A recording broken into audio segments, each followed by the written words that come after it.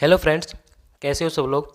तो दोस्तों, आज जो है हम सीटेट की क्लास का असेसमेंट टॉपिक जो होता है, असेसमेंट एंड एवोल्यूशन का प्रैक्टिस सेट लेकर के आए हैं। और इसमें जो है हम प्रीवियस ईयर के क्वेश्चन जो कि एग्जाम्स में आए हुए हैं वो सॉल्व करने वाले हैं। ठीक है, तो फ्रेंड्स वीडियो अच्छी लगे तो वीडियो को लाइक कर दीजिए और चैनल पर नहीं हो तो चैनल को सब्सक्राइब जरूर करें। तो फ्रेंड्स, ये रहा हमारा पहला क्वेश्चन। देखिए, विशिष्ट क्षमताओं और कौशल जैसे संगीत, तार्किक सोच या देशिक योग्यता, स्पेशल एबिलिटीज के लिए छात्रों की क्षमता का आकलन करने के लिए परीक्षण को डैश कहा जाता है। देखिए, जो विशिष्ट क्षमता होती है, स्किल होती है, संगीत हो, लॉजिकल थिंकिंग हो, एबिलिटीज हो, तो इस जो क्षमता का आकलन करने के लिए जो परीक्षण होता है उसको क्या कहते हैं? Achievement test, aptitude test, skill test या प्रोफिशिएंसी टेस्ट। तो देखिए, उपलब्धि होती है कि हमने किसी चीज़ में महारत हासिल की हो, कोई सब्जेक्ट है। मान लीजिए मेरा सब्जेक्ट, जैसे कि अभी मैं आपको सीडीपी पढ़ा रहा हूँ, तो इस सीडीपी में जो मुझे की सारी नॉलेज है, चाहे आप कैसा भी क्वेश्चन पूछ लो, तो वो होती है उपलब्धि परीक्षण। चाहे आप सीटेट की परीक्षा तैयारी कर रहे हैं, तो आप सीटेट में जो जो सब्जेक्ट पढ़ रहे हैं, आपने उन सब्जेक्ट में इतनी महारत हासिल कर रहे हैं कि क्वेश्चन कहीं से भी आ जाए आप उसको सॉल्व कर देंगे। तो ये होती है उपलब्धि परीक्षण। जबकि उपलब्धि परीक्षण की बात जो है तार्किक सोच, स्पेशल एबिलिटीज में नहीं होती, तो ये गलत हो जाएगा। ठीक है, दूसरा है एप्टीट्यूड टेस्ट, अभी क्षमता, किसी चीज़ में उसकी रुचि कितनी है, वो होती है क्षमता। तो तार्किक सोच, देशिक योग्यता, वो हो जाएगा। इस सेकंड ऑप्शन यहाँ पर बिल्कुल सही हो जाएगा। कौशल परीक्षण क्या होता है? जैसे कि किसी एक क्षेत्र का कौशल, जैसे कि कोई मैकेनिक है, तो उसने क्या कर लिया, उस मैकेनिक का कौशल सीख लिया है, तो वो होता है कौशल। और प्रवीणता का मतलब होता है प्रोफिशिएंसी, किसी चीज़ में कितनी दक्ष हासिल है उसको। ठीक है, वो होती है प्रोफिशिएंसी, प्रवीणता परीक्षण।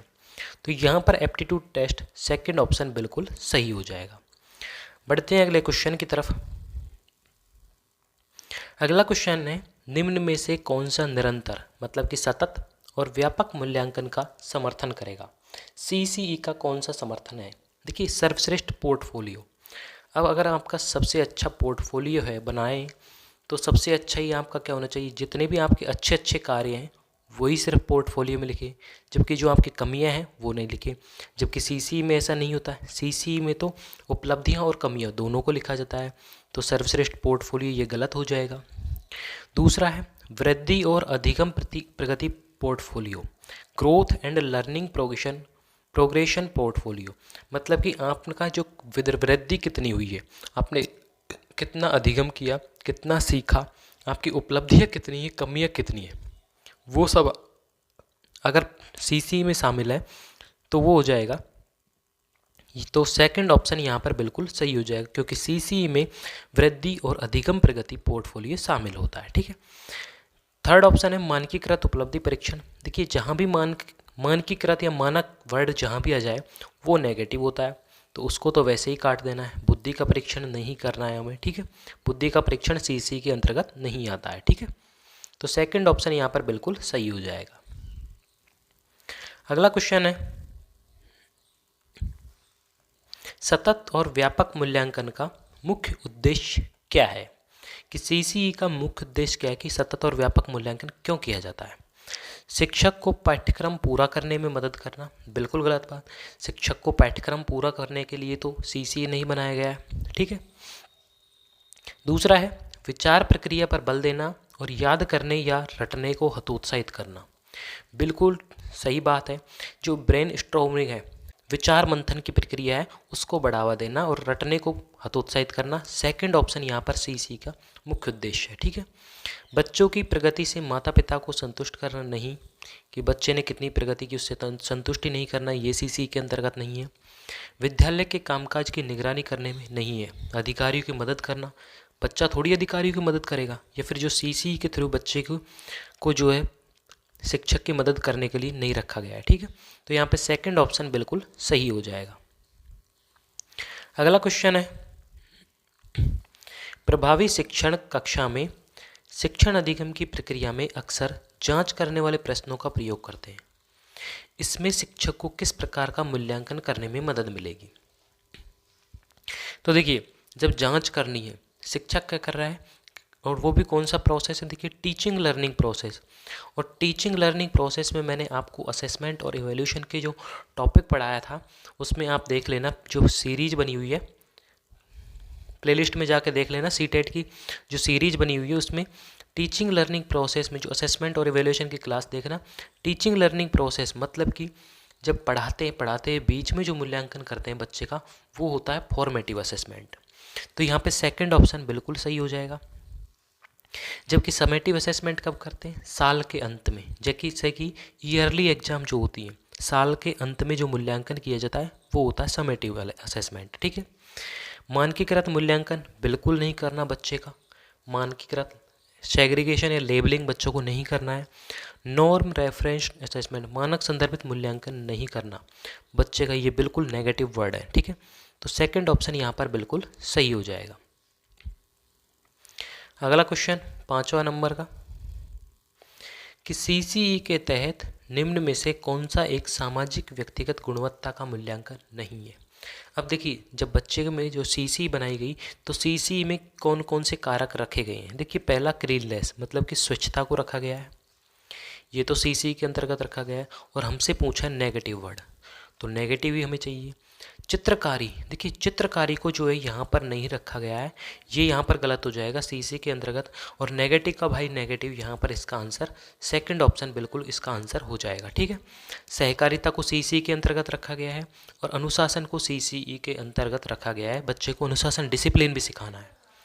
और सहकारिता कोऑपरेशन मतलब कि एक दूसरे में सहयोग की भावना, ठीक है, वो भी सीसी के अंतर्गत दिखाई गई है।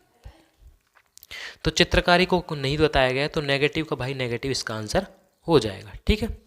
बढ़ते हैं अगले क्वेश्चन की तरफ। क्वेश्चन नंबर 6, निम्न में से कौन सा एक उत्तम परीक्षण की विशेषताओं से भिन्न है। उत्तम परीक्षण, अब मैंने आपको असेसमेंट की जो पढ़ाया था, असेसमेंट और इवैल्यूएशन, तो उसमें मैंने जो परीक्षण है विशेषताएं बताई थी, तो उसमें एक तो थी वैधता, तो वैधता विशेषता है इसकी। जबकि इसने क्या पूछा है, विशेषताओं से भिन्न है, अलग कौन सी है। विश्वसनीयता भी इसकी विशेषता है, वस्तुनिष्ठता भी इसकी विशेषता है सीसी के उत्तम परीक्षण की। तो अब एप्टीट्यूड यहाँ पर नहीं है, अभिक्षमता इसकी विशेषता नहीं है, तो विशेषताओं से भिन्न ये है, तो नेगेटिव का भाई नेगेटिव हो जाएगा। फोर्थ ऑप्शन यहाँ पर बिल्कुल सही हो जाएगा। ठीक है। अगला क्वेश्चन 7वें नंबर का, कि अधिगम के आकलन के लिए असेसमेंट फॉर लर्निंग की बात की गई है। यहाँ पे क्या शामिल है, शिक्षण अधिगम से पहले, उसके दौरान व बाद में आकलन। जब असेसमेंट फॉर लर्निंग की बात की जा रही है, तो कौन कौन सा सही है वो देखिए। यहाँ पर पहले तो करना ही है उसका आकलन, उसका दौरान असेसमेंट फॉर लर्निंग की बात की गई है, तो यहाँ पर पहला ऑप्शन बिल्कुल सही है, ये वाला। दूसरा है सेल्फ असेसमेंट, तो सेल्फ असेसमेंट नहीं बात करता असेसमेंट फॉर लर्निंग की, असेसमेंट एज लर्निंग होता है वो सेल्फ आकलन, सेल्फ असेसमेंट की बात करता है, तो सेकंड यहाँ पे गलत हो जाएगा। औपचारिक व अनौपचारिक पद्धतियों का प्रयोग, अब औपचारिक और अनौपचारिक पद्धतियों का अगर हम प्रयोग करें, जैसे कि एक तो जो पहले से चली आ रही है वो होती है औपचारिक, और जो हम नए तरीके से अपनाते हैं वो होते हैं अनौपचारिक पद्धति, तो यहाँ पे थर्ड ऑप्शन भी बिल्कुल सही हो जाएगा। ठीक है। विद्यार्थियों व शैक्षणिक प्रक्रिया पर प्रतिपुष्टि, अब बच्चे को कोई चीज़ समझ नहीं आई तो बच्चा क्या करेगा, शिक्षक से पूछेगा, तो फिर शिक्षक उसको क्या देगा, फीडबैक, प्रतिपुष्टि देगा सीखने के लिए, तो ये भी फोर्थ ऑप्शन भी यहाँ पे सही हो जाएगा। तो कौन कौन सा सही है, पहला, तीसरा और चौथा, पहला, तीसरा और चौथा, थर्ड ऑप्शन में यहाँ पे बिल्कुल सही हो जाएंगे। ठीक है। बढ़ते हैं अगले क्वेश्चन की तरफ।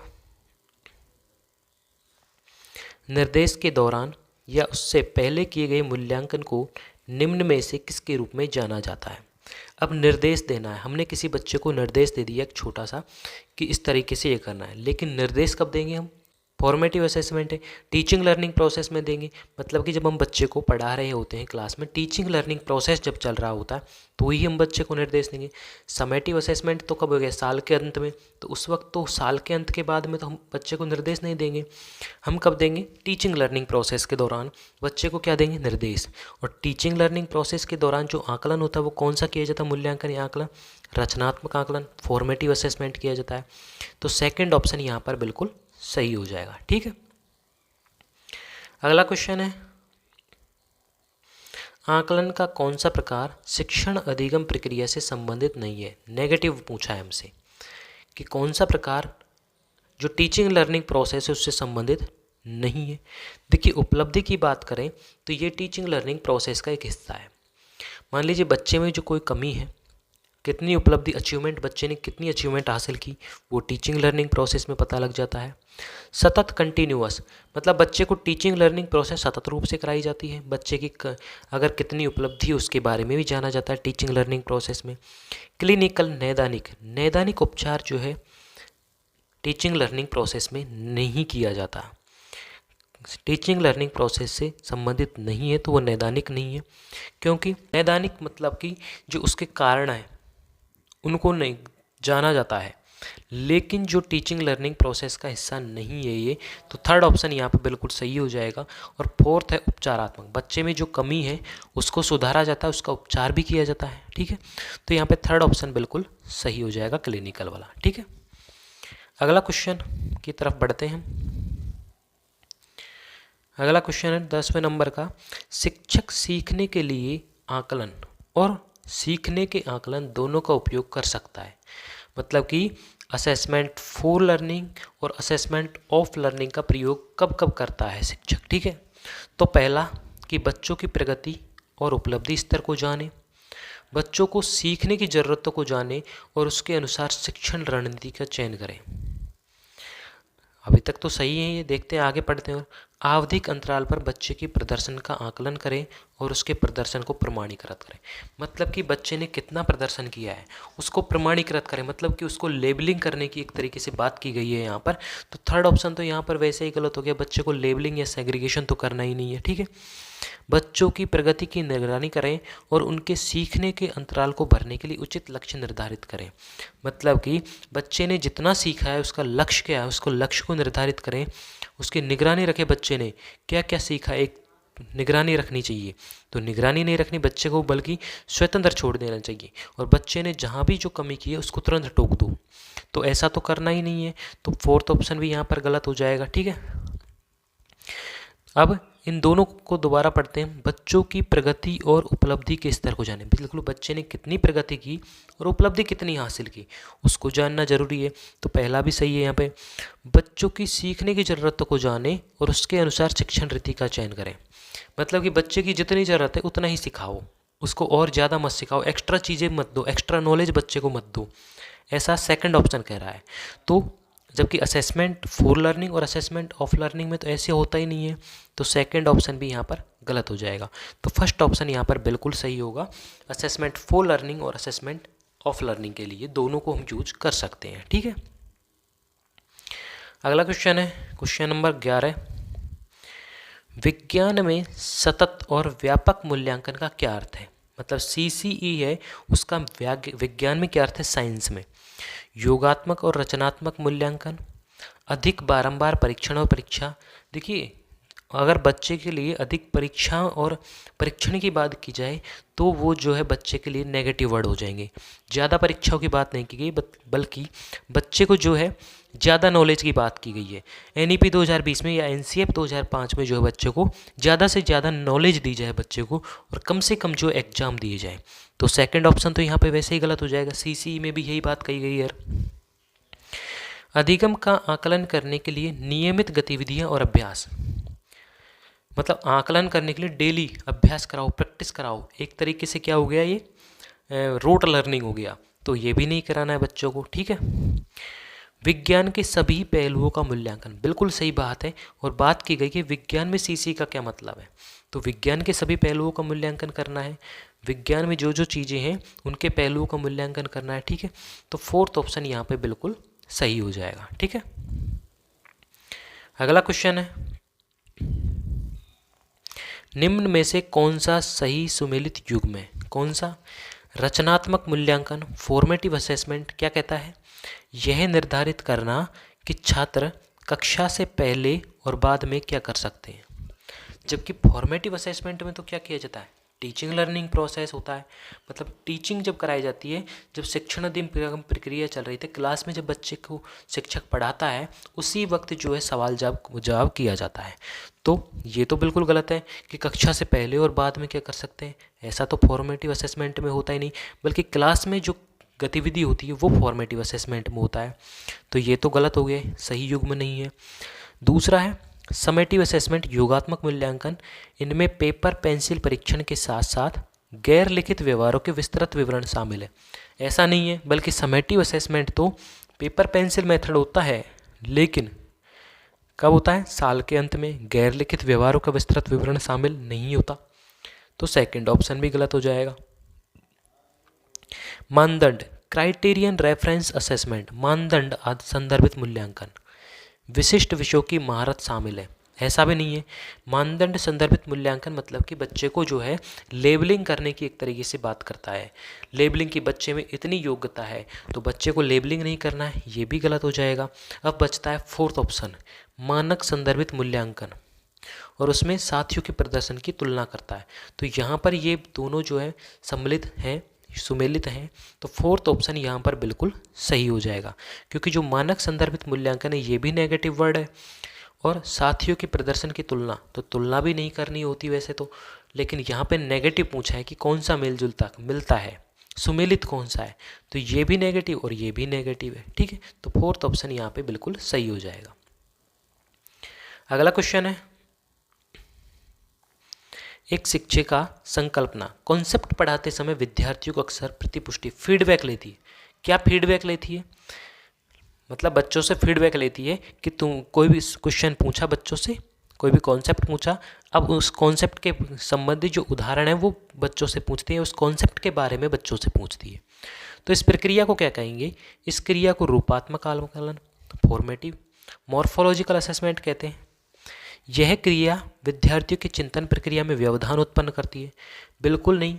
जब फीडबैक लेंगे तो बच्चों को माइंड में क्या होगा, चिंतन, थिंकिंग होगा, तो बच्चों में क्या होगा, क्रिएटिविटी आएगी, सृजनात्मकता उत्पन्न होगी, बच्चे और ज़्यादा सोच पाएंगे, व्यवधान तो डालेगी नहीं। तो ये तो बिल्कुल गलत हो गया। यह क्रिया शिक्षक को उसके उद्देश्यों की प्राप्ति से विचलित कर सकती है, नहीं। शिक्षक का उद्देश्य क्या होता है, बच्चों को जो कॉन्सेप्ट है वो समझ में आए। तो जब बच्चों से फीडबैक ले रही है तो शिक्षक विचलित क्यों होगा, बल्कि उसे तो ये मालूम होगा किसी बच्चे ने जो है कितना कॉन्सेप्ट को समझा है, तो ये विचलित नहीं करेगी, ये भी गलत है। यह क्रिया कक्षा में प्रेरक वातावरण का निर्माण कर सकती है। प्रेरक वातावरण मतलब मोटिवेशन का, तो मोटिवेशन का वातावरण तो कैसे तैयार होगा, जब फीडबैक ले रहे हैं तो मोटिवेशन तो मिलना ही नहीं है। ठीक है, तो ये भी गलत हो जाएगा। मोटिवेशन तो एक अलग तरीके से दिया जाता है कि बच्चों इसको पढ़ो, मैं आपसे कहूँ कि सीटेट के एग्जाम में सिर्फ आप ये 15 क्वेश्चन पढ़ जाओ तो आप पास कर लोगे पेपर, तो ऐसा थोड़ी होगा, आपको पढ़ने तो और भी टॉपिक पढ़ेंगे, और भी सब्जेक्ट पढ़ने पड़ेंगे, तो ये तो नहीं होगा। इस क्रिया को रूपात्मक आकलन, मॉर्फोलॉजिकल असेसमेंट में कहा जाता है। मॉर्फोलॉजिकल मतलब कि इसको जो टीचिंग लर्निंग प्रोसेस का है इसका हिस्सा, तो इसको हम क्या कह सकते हैं, एक तरीके से फॉर्मेटिव असेसमेंट का रूप है ये मॉर्फोलॉजिकल असेसमेंट। ठीक है, तो ये एक तरीके से टीचिंग लर्निंग प्रोसेस का हिस्सा होने के कारण इसको रूपात्मक आकलन या फिर इसको रचनात्मक आकलन कहते हैं। ठीक है, अगला क्वेश्चन है कि शिक्षार्थी जो होता है इसके पोर्टफोलियो बनाने के अच्छे तरीके क्या हैं। जब बच्चे का पोर्टफोलियो बनाए तो पोर्टफोलियो में क्या क्या होना चाहिए। अब मैंने आपको पोर्टफोलियो की टॉप वीडियो बनाई थी, वो भी आप प्लेलिस्ट में जाकर देख लेना कि पोर्टफोलियो जो होता है उसमें बच्चे की कमियों, उपलब्धियों, शैक्षणिक गति और सह शैक्षणिक गतिविधियों सबको रखा जाता है। अब अच्छा पोर्टफोलियो किस तरह बने कि इन सारी चीज़ों को शामिल कर दिया जाए। ठीक है, एक विशिष्ट कारण के आधार पर पोर्टफोलियो में शामिल किए जाने वाले काम का चयन करना।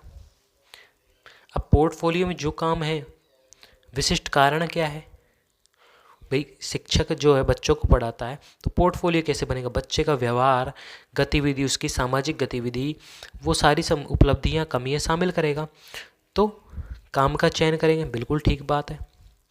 एक छात्र के काम की सभी वस्तुओं का चयन करना, नहीं, ज़रूरी थोड़ी है कि बच्चे की हर चीज़ जो है बच्चे को काम आए, हर वस्तु बच्चे का अच्छी लगे। अब मान लीजिए किसी का जो है मैथ अच्छी लगती है, किसी को हिंदी अच्छी लगती है, तो हर किसी को सारे सब्जेक्ट अच्छे थोड़ी लगते हैं, तो ये तो गलत हो जाएगा। ठीक है। छात्र से अपने काम का चयन करवाना और उसको उनके पोर्टफोलियो में शामिल करना, मतलब छात्र से ये पूछना कि तुझे कौन से सब्जेक्ट में रुचि ज़्यादा है, कौन सा खेल अच्छा लगता है, तो उसका काम का चयन करवाया और उसको पोर्टफोलियो में शामिल कर दो। तो ये सी ऑप्शन बिल्कुल सही हो जाएगा। ठीक है। एक समय अवधि में छात्रों के कामों को विभिन्न स्तरों को एकत्र करना, मतलब कि एक अवधि मतलब कि एक सत्र जो होता है, उस सत्र में बच्चे के जो विभिन्न स्तर हैं उनको एकत्र कर लो कि उसके क्या क्या काम किए और उसमें कितने स्तर पर रहा हो, उनको एकत्र कर लो। तो यहाँ पर जो है ए, सी और डी ऑप्शन सही है। ए, सी, डी जो यहाँ पे फोर्थ ऑप्शन यहाँ पर बिल्कुल सही हो जाएगा। ठीक है। अगला क्वेश्चन है, शिक्षा का अधिकार अधिनियम 2009 के अनुसार विशेष आवश्यकता वाले बच्चों को पढ़ना चाहिए। जो विशेष आवश्यकता होती हैं, डिसेबल्ड बच्चे जो होते हैं, जो लंगड़े होते हैं, बहरे होते हैं, जिनको चलने फिरने में दिक्कत होती है, फिजिकली जो डिसेबल्ड होते हैं, उन बच्चों को क्या आवश्यकता होनी चाहिए, उनको किस तरीके से पढ़ना चाहिए, उसके बारे में पूछा है। विशेष तौर पर उन्हीं के लिए बनाए गए विशेष विद्यालयों में जो डिसेबल्ड बच्चों की जो अलग से विशेष स्पेशल स्कूल होते हैं उनमें ही पढ़ना चाहिए। घर पर माता पिता और देखभाल करने वालों के साथ जो उन्हें आवश्यक सहायता उपलब्ध कराएं वहीं पे पढ़ना चाहिए, या फिर समावेशी शिक्षा व्यवस्था में इस प्रावधान के साथ कि उनकी व्यक्तिगत आवश्यकताओं की पूर्ति की जा सके, या फिर व्यावसायिक प्रशिक्षण केंद्र में जो उन्हें जीवन के कौशलों के लिए तैयार करेंगे। तो देखिए, जब भी डिसेबल्ड बच्चों की बात की जाए तो बच्चों को आजकल जो इंक्लूसिव एजुकेशन, समावेशी शिक्षा की बात की गई है, जिसमें मंदबुद्धि, एवरेज और गिफ्टेड सारे बच्चों को एक साथ पढ़ाया जाता है, डिसेबल्ड बच्चा हो उसको भी। तो इंक्लूसिव एजुकेशन सबसे अच्छा ऑप्शन रहता है। ठीक है। बच्चों को सबको एक साथ पढ़ाओ तो बच्चे एक दूसरे की संस्कृति को समझेंगे। उस डिसेबल्ड बच्चा है उसके प्रति बच्चे जो है समानुभूति दिखाएंगे, सहानुभूति नहीं दिखानी है, समानुभूति दिखानी है। ठीक है। तो यहाँ पे घर पे उनके विशेष विद्यालयों में नहीं पढ़ना चाहिए, RT 2009 के अनुसार माता पिता के देखभाल में नहीं पढ़ना चाहिए, बल्कि जो समावेशी शिक्षा है वहाँ पे जो पढ़ना चाहिए बच्चों को, जहाँ पे सभी तरह के बच्चे हैं, सभी क्षेत्र के बच्चे हों और उनकी व्यक्तिगत जो डिसेबल्ड बच्चा है उसकी व्यक्तिगत आवश्यकताओं की भी पूर्ति की जा सके। ठीक है। तो थर्ड ऑप्शन यहाँ पे बिल्कुल सही हो जाएगा। ठीक है। तो फ्रेंड्स, यहाँ पर जो हमारे 15 क्वेश्चंस जो हैं वो कंप्लीट हो गए हैं। तो फ्रेंड्स, अब आपको बताना है कि आपके जो है आउट ऑफ 15 में से कितने क्वेश्चंस जो है सही हैं, कितने क्वेश्चन आपको सही हुए वो कमेंट करके ज़रूर बताएं। तो फ्रेंड्स, वीडियो अच्छी लगी तो वीडियो को लाइक करना और चैनल पर नए हो तो चैनल को सब्सक्राइब ज़रूर करना।